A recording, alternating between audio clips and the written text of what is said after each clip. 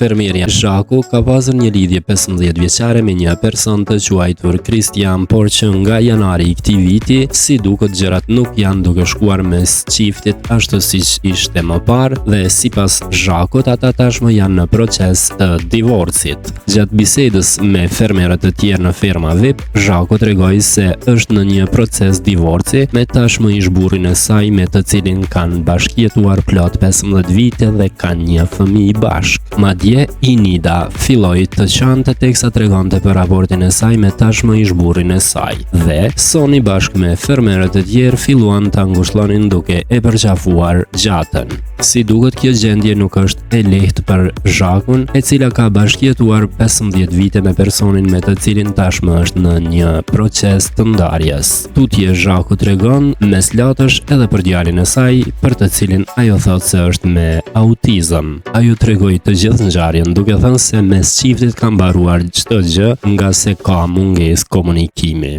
Vlen të cekim se Inida Gjata apo Zhaku siç e njohim të gjithë, vitin e kaluar ishte opinioniste e ferma VIP 2, ndërsa këtë vit është bërë banore apo fermiere e këtij sezoni.